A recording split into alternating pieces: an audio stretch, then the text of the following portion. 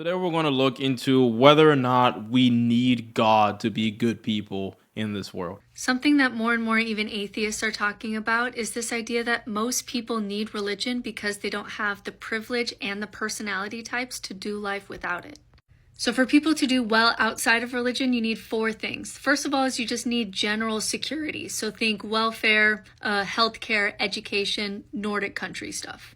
You also need strong culture or social support outside of the church. So clubs and friendships and neighbors. This is especially easier if you have a smaller homogeneous population.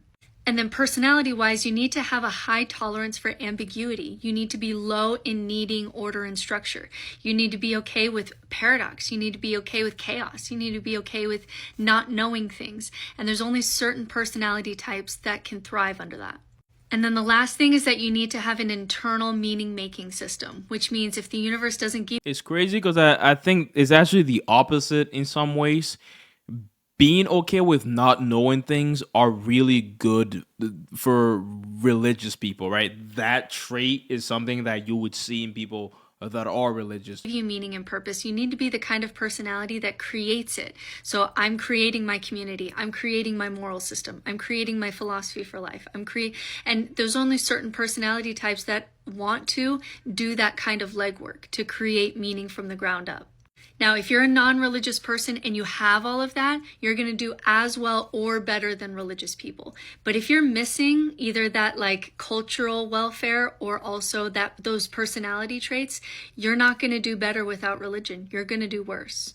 So then the deeper question that secularism is really struggling with, and a lot of atheist circles are really talking about, is if most people don't have that, if most people don't have the kind of cultural security and also personality types to thrive outside of religion, should we really be critiquing religion? Do most people need religion? And if that's the case, if the world is really worse, if most people lost religion, then do we need to just try to make religion healthier but not critique it to get rid of it? And then when you add that data to the data on how the more you know, the more unhappy you are, then you have to answer the question, how much do you really want to know? How much should we know? Because the deepest question at the bottom of this well is what matters to us more, truth or well-being? Because if it's well-being, there are times where you shouldn't touch people's religion, because if you do, well-being is going to go down. If it's truth, if we want truth no matter the cost, we have to realize that knowing things makes your well-being go down. The more philosophy you read, the more news headlines you read, the more you know about what's going on in the world, the more you really feel like you're understanding things and understanding human nature, the more depressed you're going to be, the more you're going to struggle in life. I think this whole argument of whether or not we should critique people's religion or whether or not religion, even if false, is a better style of life than atheism. I think that argument is very much valid because of the struggles of knowledge. There's this whole idea that knowledge is the root of all evil. Like even Adam and Eve, I think like the apple that Eve ate, that was a metaphor for knowledge and wisdom and being smart and being intelligent. All these things have its downsides. It has to be how you want to live your life. If you're okay with not knowing a lot of things, if you're okay with just being slightly dumber, or I won't even say dumb, just unenlightened on some subjects, then you can go down the religious path. But I'll also bring in another viewpoint on this, right? I think a strong person, a person that is truly religious, would know the ins and outs of their religion and see some reason to follow it despite knowing the truth, despite knowing the lies. You can be a Christian even if you understand that the Bible is implausible, if you understand that things in the Bible couldn't happen in reality, and you know that the Bible is false for the most part.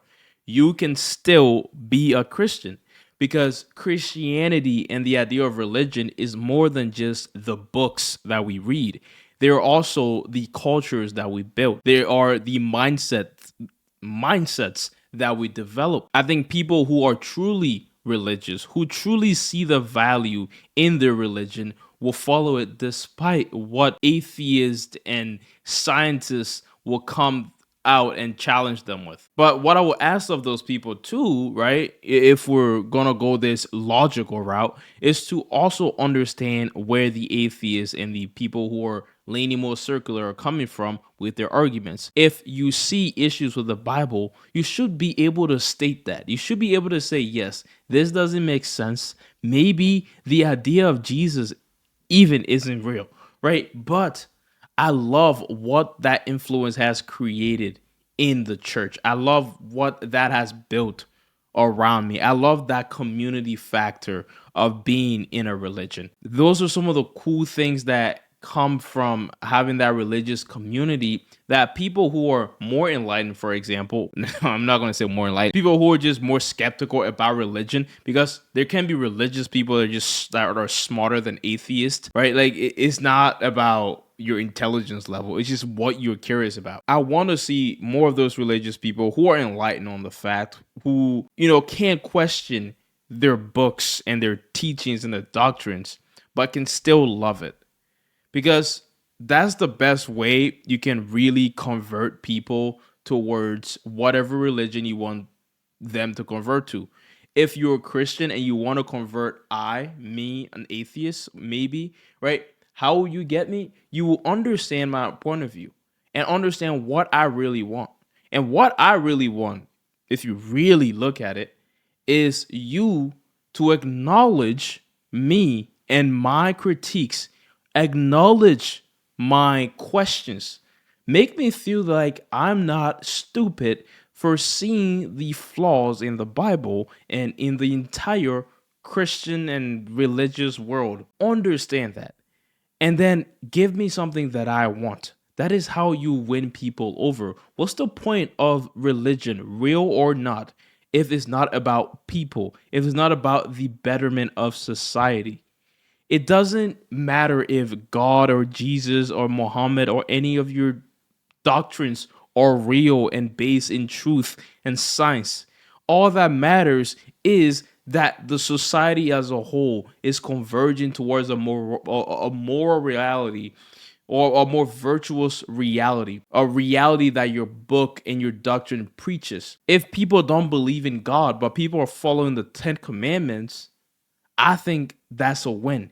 And if that's not a win, if that's an issue, then I'd rather stay an atheist. You guys are seeing things that are coming here, right? You're seeing the lines that I'm drawing, the similarities that I'm breaking down. So to bring it back to this argument and this topic, right? Yes, there are people out there that need religion to survive. There are people out there that need a reward to be a good person and to have good moral values in this world. But those people are also the reasons why people are atheists, why people are moving away from God. And I think the best way to kind of solve both of these issues is to just have people understand each other and have people question religion without leaving religion. Because at the end of the day, religion is more than the prophets. They were vessels. All right. Thank you guys for watching. Let me know your thoughts down in the comments. Without further ado, peace out. Bye bye.